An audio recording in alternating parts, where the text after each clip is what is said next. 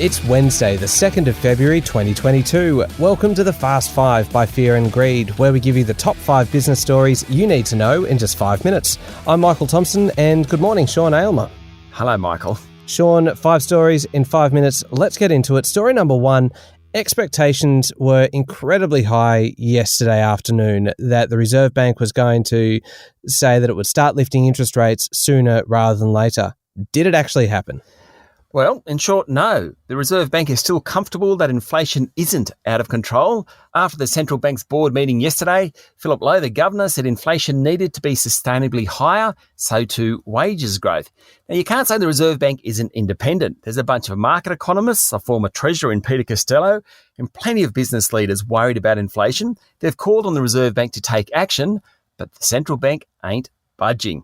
It did announce the cessation of its bond buying program, which will mean some longer term interest rates, 2, 3, 4 years, they might start to rise. The Reserve Bank is looking at the same numbers as everyone else. It's just being very, very cautious. The bank did upgrade a bunch of economic forecasts. It expects underlying inflation to increase further in coming quarters, the unemployment rate to fall below 4% later in the year, and growth to be about 4.25% over 2022. Okay, story number 2 today, Sean. The Prime Minister, Scott Morrison, fronted the National Press Club yesterday, and it was a pretty wide-ranging speech. But all anyone is talking about today is the fact that the PM was blindsided by a question from a journalist from Network 10 and The Australian who said he had a copy of texts sent by former New South Wales Premier Gladys Berejiklian that were just a little bit critical of the Prime Minister. That's exactly right. The speech was really supposed to set up the run into the election. It was all about the economy, that type of thing. But he was blindsided by a journalist, Peter Van Onselen, who read out what he said was a text from Ms Berejiklian to an unnamed current Liberal cabinet minister that described Mr Morrison as a horrible, horrible person, more concerned with politics than people. The minister allegedly called Mr Morrison a fraud and a complete psycho. Now, Mr Morrison was taken aback somewhat. Not surprisingly, he said he didn't agree with the comments. No surprises there either. There'll be plenty more on this one, but it kind of was a bit of an untoward ending to the press club. Yeah, certainly sounds like it. All right, story number 3. New figures show the housing market grew further in January, but things are certainly slowing down now, aren't they? Yes, the CoreLogic data shows house prices rose 1.1% last month, helped by small gains in Sydney and Melbourne. Brisbane and Adelaide led the way, both rising by more than 2% for the month. Hobart and Canberra prices rose by more than 1%. But if you take the past 3 months, Sydney and Melbourne are clearly underperforming the rest of the country. The steam is really running out of those markets. Having said all that, Bureau of Statistics figures yesterday show that investors are ploughing back into the housing market, probably attracted by all those high prices. All in all, the data yesterday suggests the steam is coming out of the market, but certainly it won't collapse. In fact, it probably won't fall much at all. Okay, story number 4, a really good one for investors, because if you want to know where the big successful investors are putting their money, listen up, because the Future Fund, which we all hold a stake in, said it returned a tidy 19.1% last year. Not bad.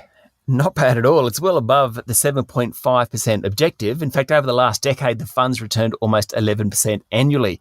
Therefore, we should listen to what they've got to say. Its chief executive, Raphael Arndt, said the fund currently had a neutral risk setting. Basically, he thinks longer-term returns from equities will be lower, given how much markets have run in recent years. All those easy returns from shares during the past decade are pretty much over.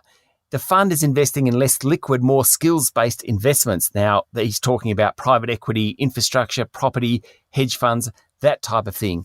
The days of just passive investing, expecting the index to do the work for you, are over. Okay, heading overseas for our final story, story number 5 this morning. And this has to be one of the most farcical stories I've ever heard about, and it's unfolding right now in the UK with the Prime Minister Boris Johnson. Yes, Boris Johnson certainly has proven his Teflon characteristics over the years. He's going to need them. A Conservative Party report has been highly critical of the UK Prime Minister. Over 12 parties held at either 10 Downing Street or the Whitehall estate during lockdowns and, of course, in contravention of Mr Johnson's own rules. There is now open talk of challenging Mr Johnson over what's known as Partygate. Mr Johnson started out by insisting the parties didn't take place and said that COVID guidelines were always followed. It kind of came unstuck when 70 witnesses or so disagreed, and there was about 300 photos suggesting otherwise. Mr. Johnson now says he wasn't really involved in any of them, though there's pretty clear evidence he was at least 4 of them, including his own birthday party. See what I mean? Farcical, isn't it? Farcical. Good word for it. All right, that's it. The top 5 business stories in 5 minutes. Thank you very much, Sean. Thank you, Michael. It's Wednesday, the 2nd of February 2022. Remember to hit follow on the podcast, and if you'd like something a little bit longer, then you can find our longer daily podcast called Fear and Greed on your podcast platform.